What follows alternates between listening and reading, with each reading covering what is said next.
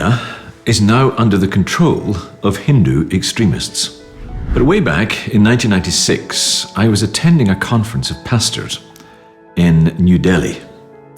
Evangelical church pastors had lined up to meet Western contributors, and the whole meeting became a rather undignified scramble for money. But during the proceedings, I remember one pastor standing up and said, "What are we going to do about the Hindu extremists?" And there was complete silence. And somebody said, "Well, what about them?" And the pastor replied, "Because we Christians are going to be severely persecuted in this country if we don't act now to stop them." This statement was greeted with howls of laughter. The pastor sat down, shamefaced, and he was lectured by one eminent pastor. "We are a secular country," he said, "the only country in Asia that refused to have a state religion. Our whole history is against it." But history was already being rewritten.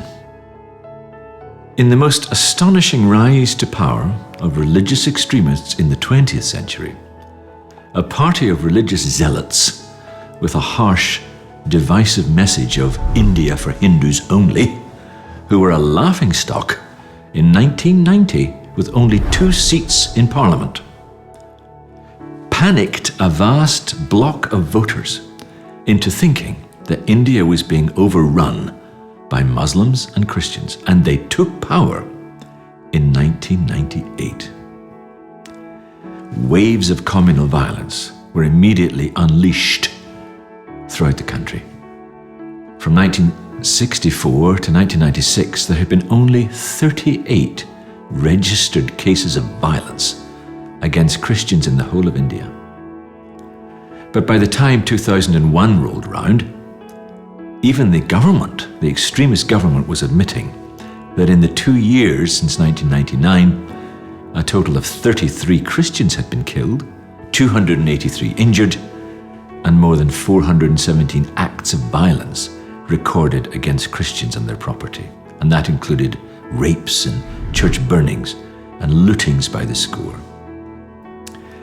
International concern mounted as the number of martyrs went up, especially after the gruesome killing of 58-year-old Australian missionary Graham Staines, burned alive in a jeep with his 2 young sons at 12:30 a.m. on January 23, 1999, in Manoharpur, Orissa. They had been sleeping when a crazed extremist mob hacked at them with axes and knives, pushed lighted straw under the car, and propped planks against the doors to keep them shut as the fire spread, ignoring the terrified cries of the 2 boys, Philip, age 10, and Timothy, age 7. The charred bodies of the 3 were discovered with their arms around one another.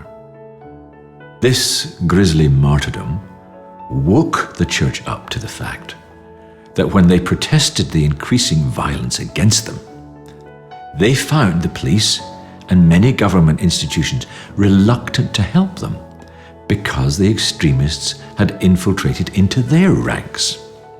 Instead of being protected, Christians were accused of conducting forced conversions or being a CIA-backed Trojan horse. Slowly, the Indian church began to appreciate that the violence was not sporadic, but very, very well organized. They saw that there was an orchestrated pattern to the violence. The party turning a blind eye to the violence was the governing BJP. It was a front for a Hindu extremist organization called the RSS. Their ideology was called Hindutva, which was a rather fascist interpretation of Indian history, and it insisted that only Hindus had the right to live on the great Indo-Gangetic plain. So, while the so-called Christian West fretted over how to stop Islamic extremists taking power in the Middle East, they forgot to notice the rise in India of what was later called the Hindu Taliban. And so in the 1990s, the world's largest democracy succumbed to the charms of extreme religious nationalists, almost unnoticed by the international community, and rather belatedly by many Indian Christian leaders. The US government caught up with the new dynamics only in 2003, finally designating India a so-called country of particular concern due to its deplorable record of protecting the religious rights of minorities.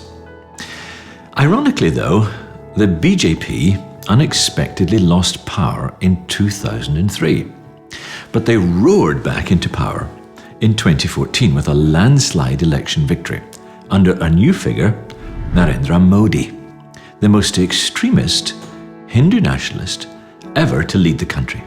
And then India, as we track it in the World Watch list, roared into the top 10 just a few years ago, and now it is there, it seems permanently.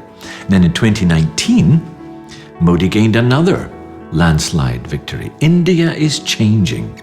Its pluralistic character, which was once so central to the country, is being dismantled, perhaps permanently. So let's look at this 7-part recurring pattern. How did India's religious extremists manage to gain power so quickly and create a climate of persecution for many of India's Christians in less than a decade?